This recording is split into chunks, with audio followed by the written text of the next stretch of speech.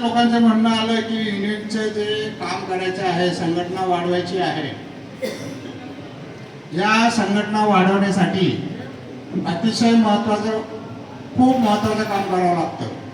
ते म्हणजे तुमचे प्रचार दौरे असणं आवश्यक आहेत. फक्त आपल्याला जागा दिली म्हणून आपण नुसतं पत्रव्यवहार करून चालत नाही.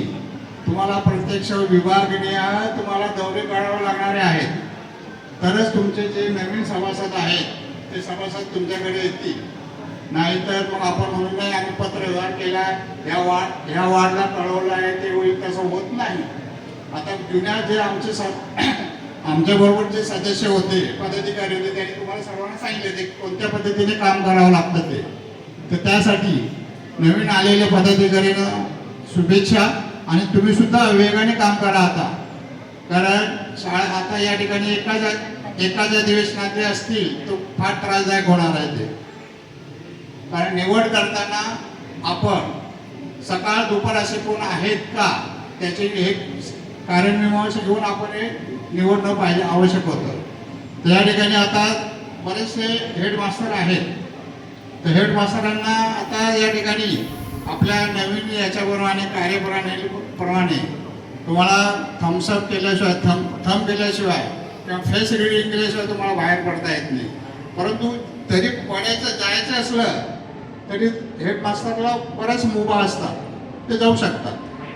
परंतु कार्यकारिणीमध्ये जे सदस्य आहेत त्या सदस्यांवरती त्यात महत्त्वाचं जे सचिव पद आहे त्या सचिव पदाला फार मेहनत करावी लागणार आता नवीन मेंबरशिप वाढवण्यासाठी. कारण नुसतं आपण सांगून कोणी मेंबर होत नाही, त्यांना 1-2 वेळा जाऊन सुद्धा होत नाही. त्यासाठी तुम्हाला प्रत्येक महिन्यातून प्रत्येक विभागामध्ये, प्रत्येक वॉर्डमध्ये एक तुम्हाला सभा घ्यावी लागेल. आणि त्या सभेसाठी आपल्याला वेळ फार महत्त्वाचा असतो. वेळ दिलं तरच आपलं सर्व कार्य होऊ शकतं.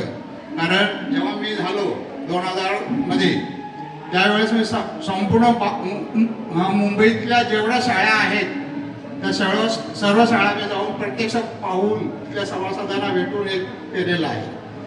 त्यामुळे मला मुंबईतली कोणतीही शाळा सांगितली तर मी ते सांगू शकतो, कुठे काय ते सर्व सांगू शकतो. आता फक्त त्या ठिकाणचे हेडमास्टर वगैरे आता सर्व बदललेले, नवीन आलेले आहेत.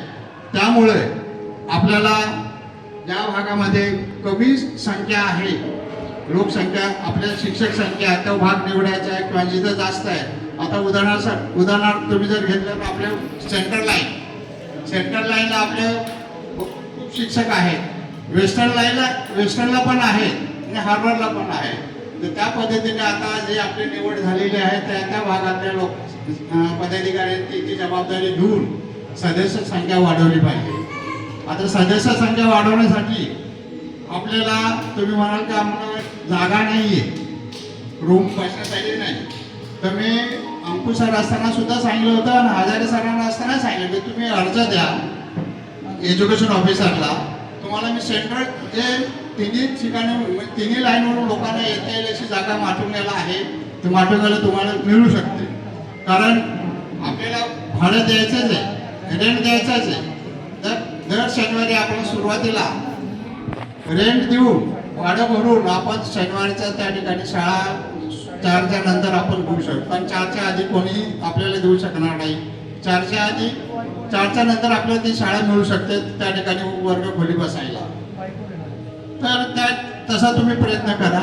आणि प्रयत्न केल्यानंतर, अर्ज केल्यानंतर तुम्ही सांगा, वरचे आपले अधिकारी आहेत तिथे येऊन सांगतील, डेप्युटीनं सांगतील. आणि जर एफ नॉटमध्ये घ्यायचं असेल किंवा सिटीमध्ये घ्यायचं असेल त्या ठिकाणी उपशिक्षणाधिकारी आपले विनोद कदम साहेब सांगा, आपण त्यांना सांगतो. हे बाकी आपले अधिकारी सांगतील ते पण.